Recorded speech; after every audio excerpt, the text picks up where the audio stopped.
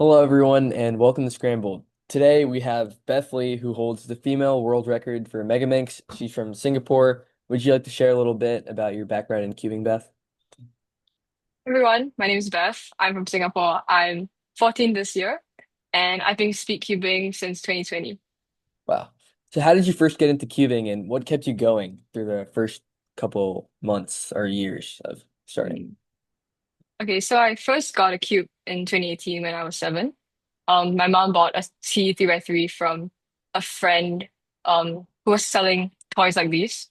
And because I mentioned that I wanted to try it out, but after I did it for a while, I gave up really quickly because I didn't have the patience at 7.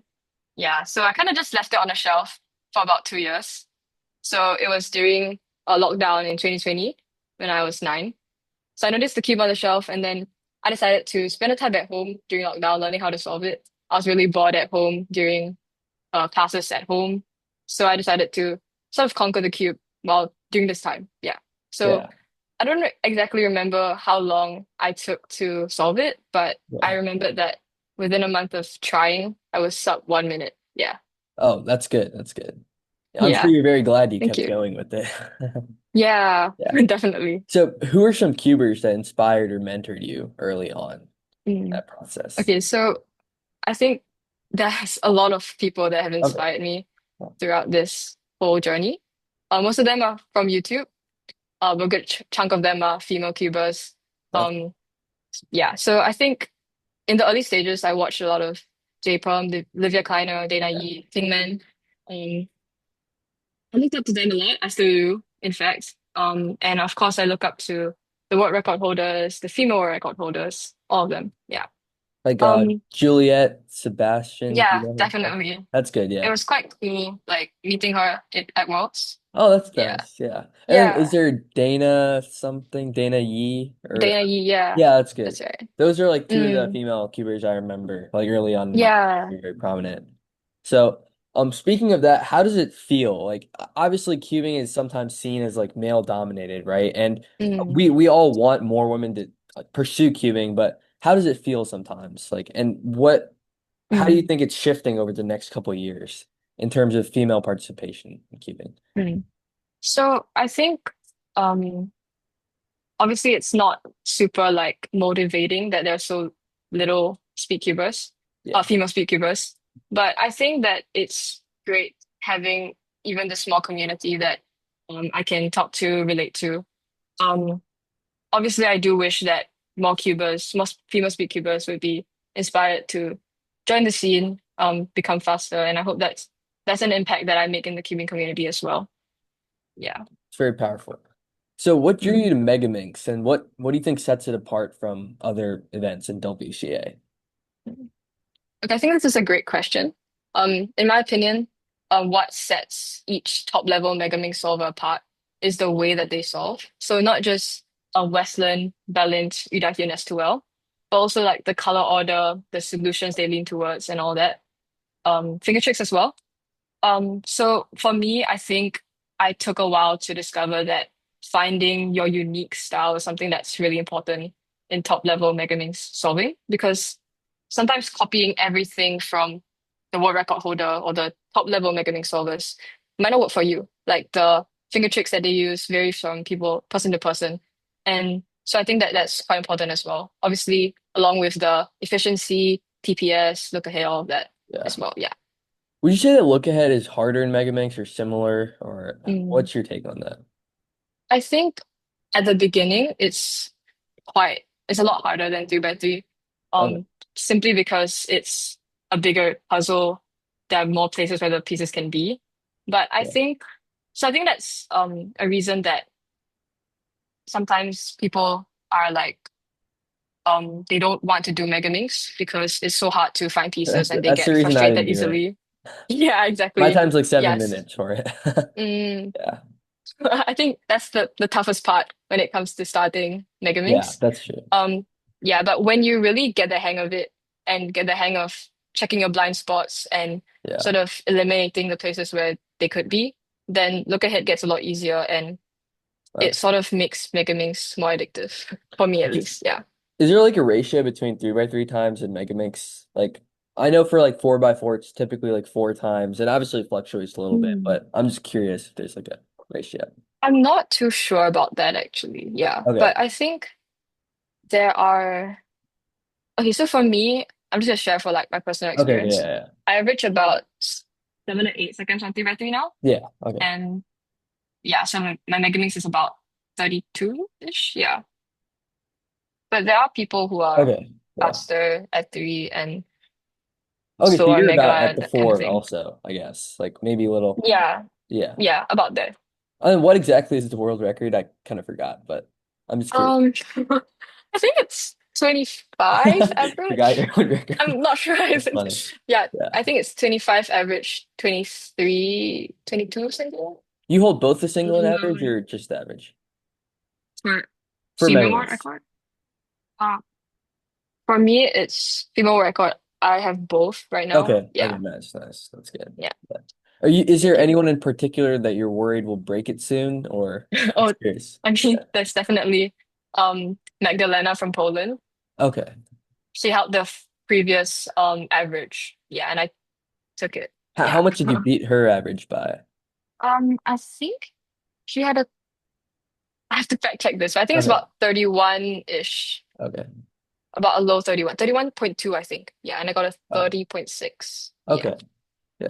Yeah. So So I'm it's just still quite curious. a yeah. Yeah. Go So when ahead. you like let's say you did like your fourth or fifth solve, like did you know that you were about Mm. to break the record? Did you like calculate it or did you just wait for the Oh, results? I think on the fourth solve I locked it in. I got a Oh 28. wow. That's nice. That's a good. Yeah, so How'd the it fifth was solve go? first solve I think I got a 34. Yeah. Okay. So it was Okay. the worst. Yeah. Yeah. That's what I've noticed a So lot in a couple like really good mm, matches. yeah. Yeah, because I was looking at like Luke Garrett's one-handed average, and Mm. then he got like really good four solves. Like he locked in the world record, and then he got a Oh yeah. 1280 at the end, which Yeah, doesn't really that's right. matter That's because obviously the it's an mm, insane average, but it's just kind of funny to see like the fifth solve. Yeah, yeah, yeah, when yeah. people lock I it think in.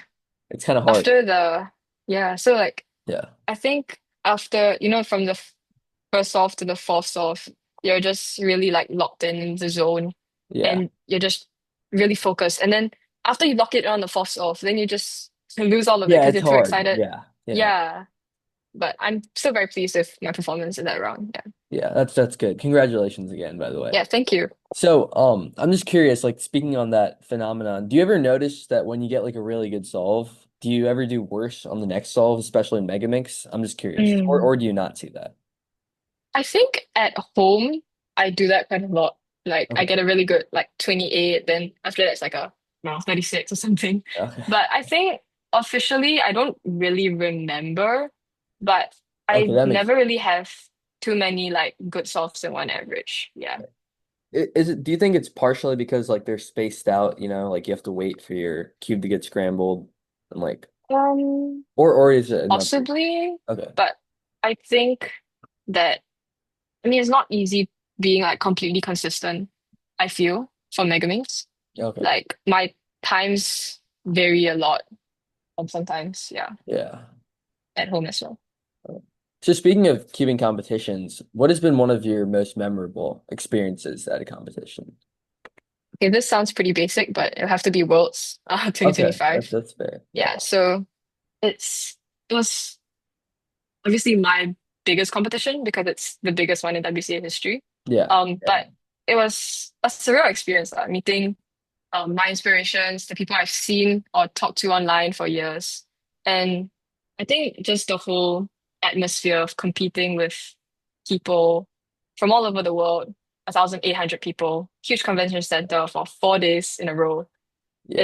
It's just thrilling, yeah, really. And I Good. think something else that I want to add is I chose to volunteer at the competition, um, which is something that I don't think a lot of top cubers or people who are like really competitive would choose to do because it's really tiring. It Right. might affect your solving. Yeah. But I don't regret it at all because I got to meet so many people Yeah. in my team. So there were very few I think I was the only cuber in my like region, like Southeast Asia.